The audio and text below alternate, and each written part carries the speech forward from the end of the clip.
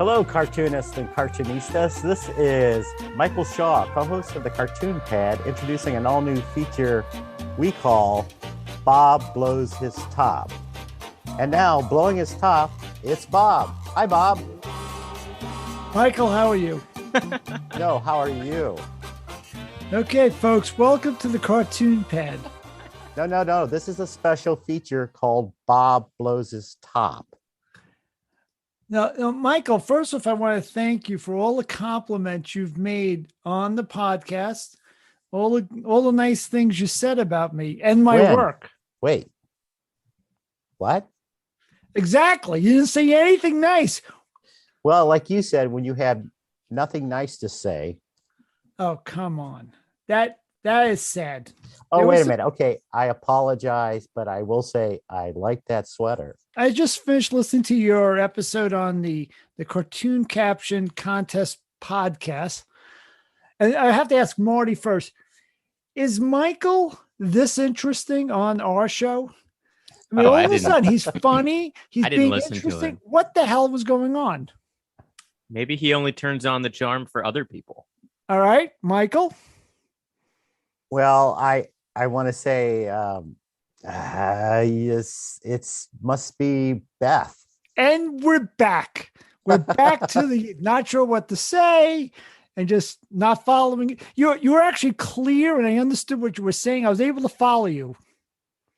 Well, that might be your problem, Bob, not mine. But yeah, I think it's, maybe I should be a solo act. So I think so. Bye, Bob. I will say this also.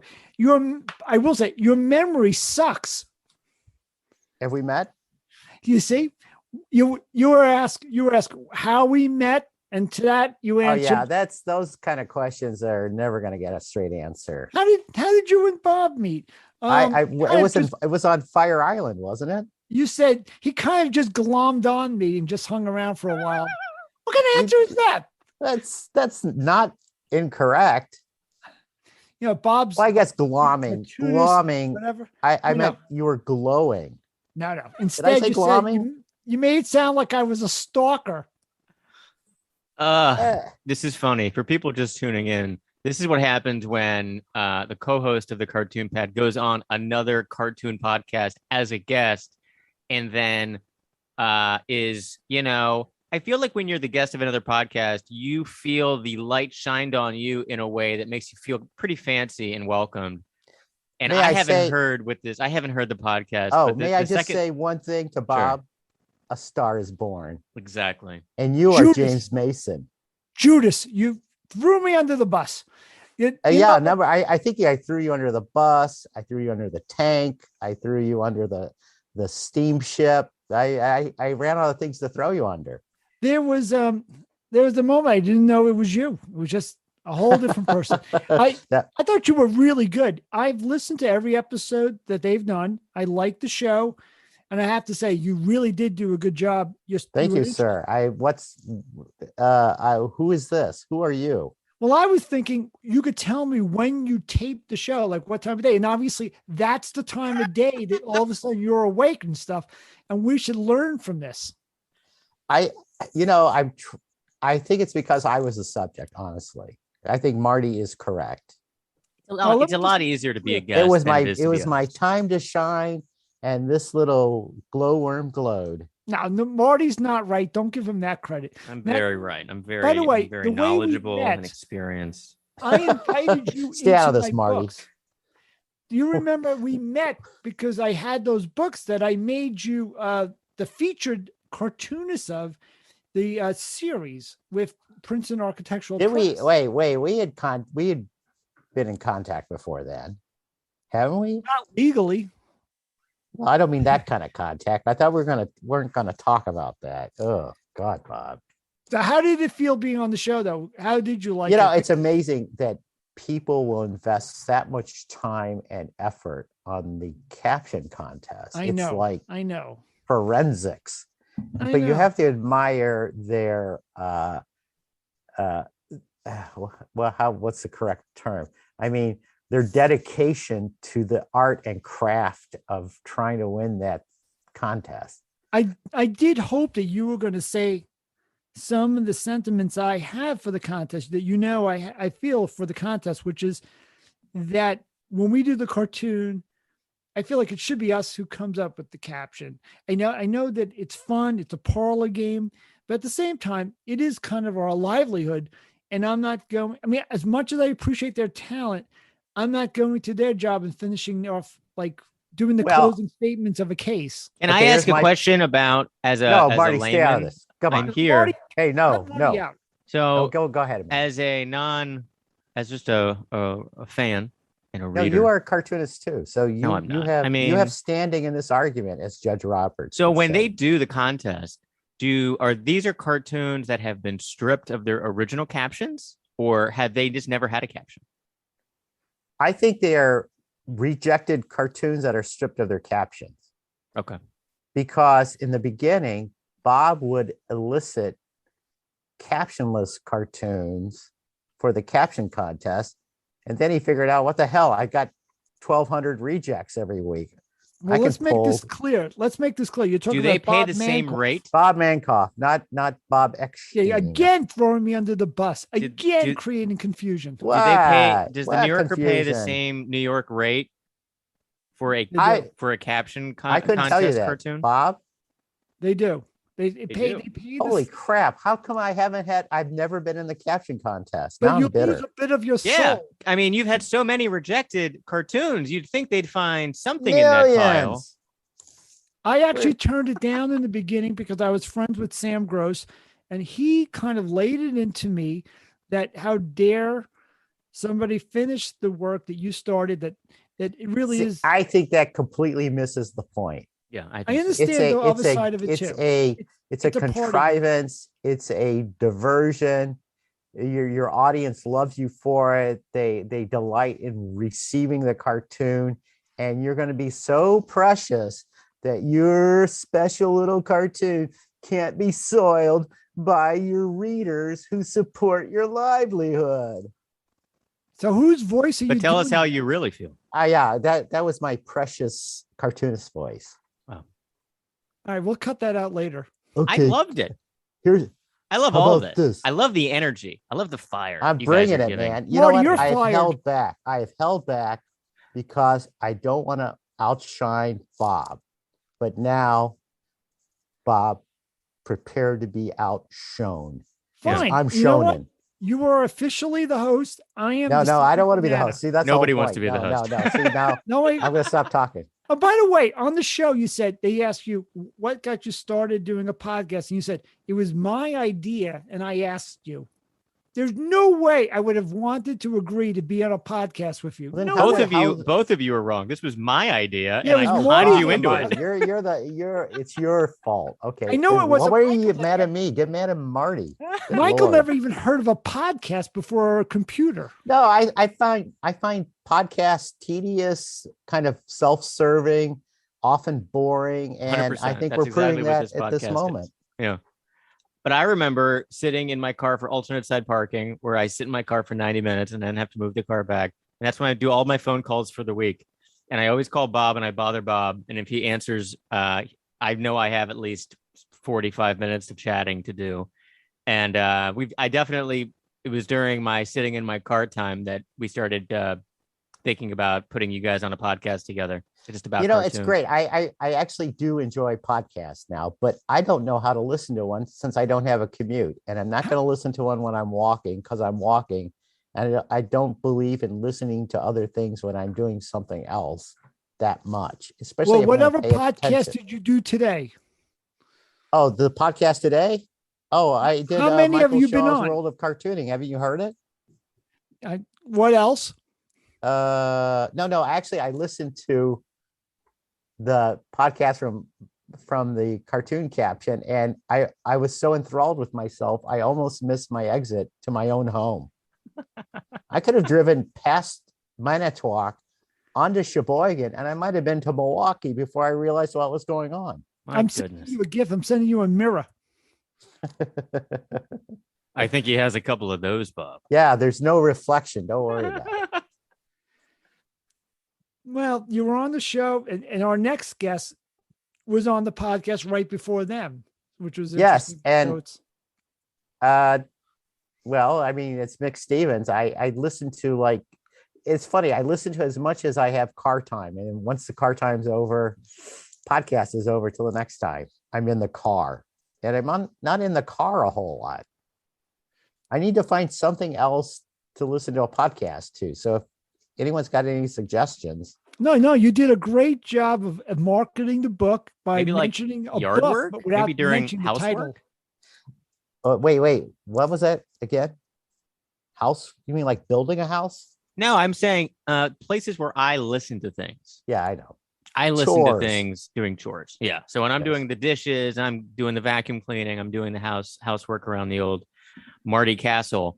Yes. That's when I listen to things. So I listen to that's actually podcast. I'll be on Clubhouse, which is just people talking. Usually it's just people talking about bullshit Wow. things. Yeah. Yeah, and the funny thing is, this is all me, but I forget that I need to be listening to stuff. Like I forget I should go on Instagram. I will forget for a month.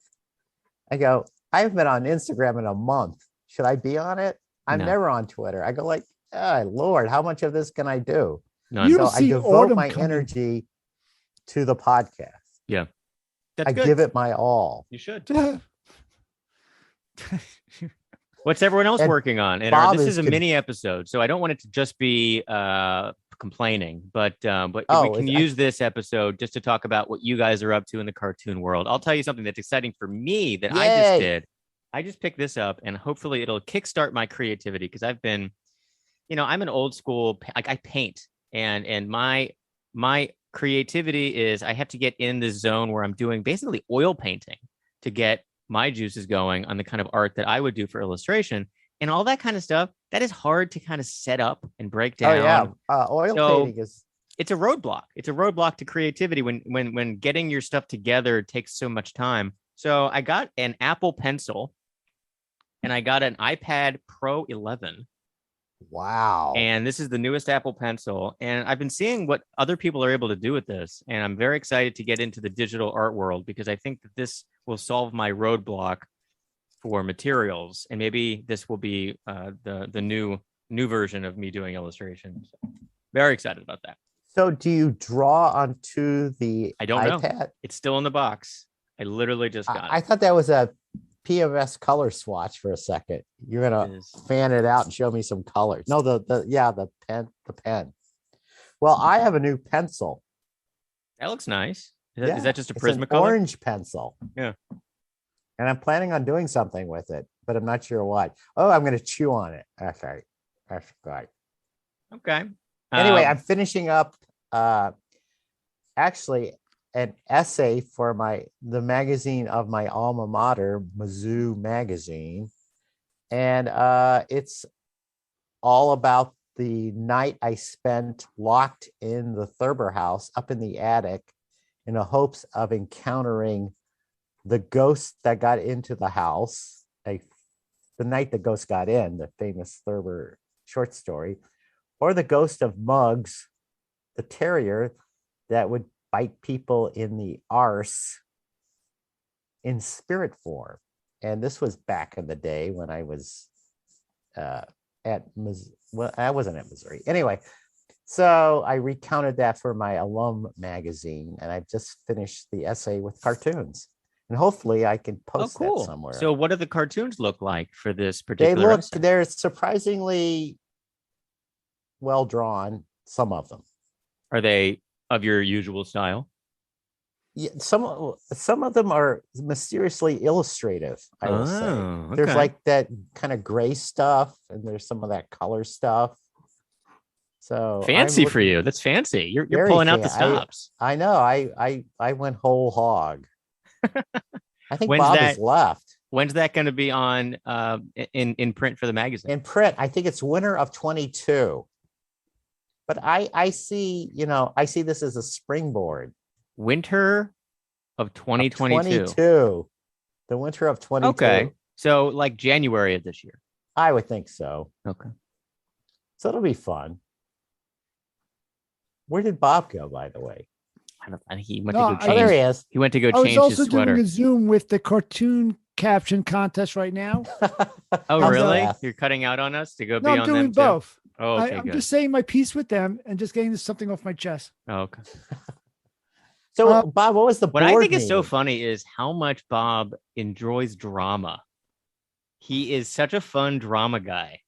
I'm a drama queen. You are. You're you I always get gossip from you. You always know the good scoop. You always know what's going on in the world of juicy nuggets of info. Okay, well, let's hear them now. Let's Oh hear no, that. we can't Let's talk. air I mean, that. Let's most air of this, those nuggets. almost everything that Bob tells me is totally like you cannot tell anybody this. Come on, And it's Bob. always so interesting. Yeah, us your unfortunately, nuggets. I can't. And It's like I will Gossip mention Girl. this. Bob is like Gossip Girl. He like knows all the goods. I will share that the cartoon stock did ask me to write a little piece in their upcoming blog. They're going to start doing a new blog, and I'm to write a little bit about mental canvas, doing the 3D cartoons. And Oh. Bob Mankoff was in touch, and he did mention if he could, we would collaborate on doing a 3D cartoon and see what we come up with. And that's kind of exciting. So I'm writing a piece about how changes in cartooning, what we see in the future for cartooning, what could possibly be something that kind of changes the landscape. And I'm always thinking that myself. I've always tried to think of what could be different about gag cartooning to kind of make it turn the corner and advance it like everything else advances. Like in tennis rackets get better and the players get better and they train better. Medicine, technology gets better, science gets better. But what about cartooning? What about cartooning? What about cartooning? I don't This is know. a great time for a break. I think the mental canvas stuff that you've done that I've seen has been pretty phenomenal and interesting, and the way that you can kind of tell a story. You kind of you're driving through a pretend cartoon land, and things are presenting themselves as you kind of get closer and closer. And then, I mean, it's neat. I could see it. It almost looks like the opening to like a movie. The way that Well, it sort of reminds me of like the old when 3D hit the movies, and now 3D is hitting the cartoons. So you're gonna have to like have things coming at you. So it's gonna be like, Moe's two fingers going into Curly's eyeballs or something. Yeah. There's gonna be like forks, and something's gotta fly at you, or go left or go right. So you're gonna need a syntax for that. Who was the first person who did a 3D cartoon in the New Yorker? have there been any 3D cartoons? Let me think in about America? this. Isn't that you with the Thanksgiving turkey Yeah, thing? Yes, it it's was me. I love it when Bob asks a question that he knows that he's the answer to. That's the only questions I have. He's the perfect lawyer. Never ask a question you don't know the answer to. I would love to walk around life with background music that goes to like Perry Mason. Like I have the answer right there, and then the music just pipes in. Bob, I do admire that cartoon. That was an exquisite bit of draftsmanship too. That was like, did you submit that as a rough? I mean, how would you do that? I submitted it as it appears. And what I did was you do a drawing that's in 4-color, and in Photoshop, you go to channels, and in channels, you could separate the layers in color. So there's a blue layer, there's a red layer, there's like a yellow layer. You take those layers and then you misalign them. Right. Wow. And then you could do that in different sections to make it emphasize. So like I have the turkey dancing coming right at you in the beginning, but that's kind of in a sentence how you make a 3D drawing. Have you done 3D yet with mental canvas? Because that sounds like the perfect complement to it. Well, the concept with the 3D cartoons is that you could go into the cartoon. So let's say you have like a cartoon with 2 characters sitting watching TV, like all your cartoons are like. I don't think you've done a different setup. Yeah, the guy's watching television. But now I could finally find something of interest in your cartoons by walking into the room and behind the TV set and find something at least interesting for me, or go behind a character or a couch. All you would find is dust and maybe a Cheeto. But I could put something there now. Finally, yes. I could dress it up. But I would think that like taking the 3D concept or the conceit of the 3D glasses and putting that in kind of making a wry statement in mental canvas style would be interesting. You don't need glasses for the mental canvas. You actually control where you go. So you could control where you go. The old way I did with the cartoon, when you needed the glasses, which I have on me all the time anyway. Yeah. If you have those, you'd see. He does hit his head a lot. I have X-ray specs. Those you don't never know. Those don't work. You never You know. get when a people's friend's hopes gonna up. You're invite talking you. about your X-ray glasses, and I go and I buy a bunch of pairs. Now I'm stuck with all these useless X-ray glasses from you. Didn't know we And were there's going no to get one into worth that. looking at. Who am I going to look at? No, but when you go to the movies, you always go with the intention of seeing a movie. But then when you walk out because it's not good, there's a good chance you're slipping into another movie where you need glasses. Have you walked out of movies before? Of course. I mean, at the end of the day, I've never walked out of a movie. you're sitting, even if the movie is absolute garbage, you're sitting in a comfortable chair in the air conditioning. So at least I'm having a rest. So, Oh, yeah. hey, Marty, did you ever see Tree of Life? Who's seen Tree of Life? I have not seen Tree of Life. That's the movie that had a warning at the beginning, like, you're going to hate this movie, but if you pay for it, you're not going to get your money back.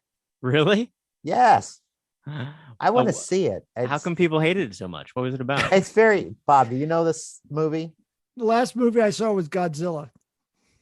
Right. With Raymond Burr, the black and white, the original. That's No, a the great one movie. versus King Kong. With Perry Mason? I would watch Godzilla versus Perry Mason. No, Yeah, no. there was one with Raymond Burr Godzilla. was in the original Godzilla movie. Yeah. He was in the suit. He wore the Godzilla suit. He did not. He did. No, in a he was wheelchair. he was the dramatic male lead.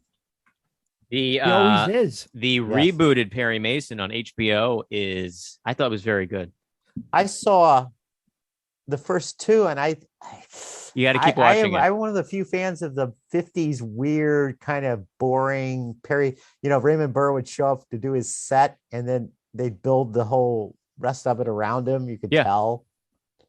But Who's playing? Who's plays in the reboot? Is this Mario Lopez? No, it's not Mario Lopez. But Mario Lopez is in the reboot of Saved by the Bell. it's very gritty. It is. So it's more of Mario the origin Lopez. story. Yeah, it's And much earlier. It's it set in is- the 40s. It's when he is not a lawyer yet, and he is an investigator, and he is out of the army relatively recently. He's a private dick. He's a private dick, and it's very. I mean, it's. I love the time period of it. I love. Yes. It's like the 40s. It's California. It has that very, Grapes of Wrath kind of look to it, and it's fun. It's got it's old school murder it, and the mayhem. It feels very Dashiell Hammett kind of. Yeah. Like Got the old cars. It's a little grisly. Yeah. From what I remember. I'm going to recommend, since we're all having a little recommend, is Murders Only. What is it? Only Murders Only in this Murders building. in the Building. That I is just us. watched it. I just watched Yes. it all last night. So I am Steve Martin, Aspergery, kind Yeah. of antisocial, abrupt. Bob is Martin Short, Broadway gadabout, always trying to put a deal together, sadly failing. And you are Selena Gomez. I am 'cause Selena You are Gomez. as cute as a button. I really am. Yeah. I have great fashion. I just got an iPad with an Apple Pencil, like she uses in the show, and we're gonna make this How many podcast into a episodes murder have you podcast. I think there's only 4 available, and I watched Right. them all. Oh, I number 4. I'm tonight. It's good. I'm good. tingling. Yeah, it's great. I really enjoy it. Okay, this is a good place to stop. Let's all go and watch. Everyone, stop listening to this podcast. Turn it off. No, turn it off. So where are we gonna put this in mid-episode? I mean, is Yes. this gonna be like No, a I'll micro podcast? I'll put it out as its own episode, but it'll say mini episode in it. It'll just say us talking about something. What should go through the roof? And we won't need any more guests because we're gonna run out of them. Wouldn't that be wonderful? Yeah, I Please, mean, yes. we're gonna run out of cartoonists. Come on. It's hard to we're- believe. we're that the there are guests. people who are asking, when were you going to put out another episode? Because they're really looking forward to listening to us. Gonna get one tomorrow. All right. Okay. Michael, Okay. you really were the best guest so far they've had on. You did a good job. Well, Bob, I apologize for making fun of you, but it was funny.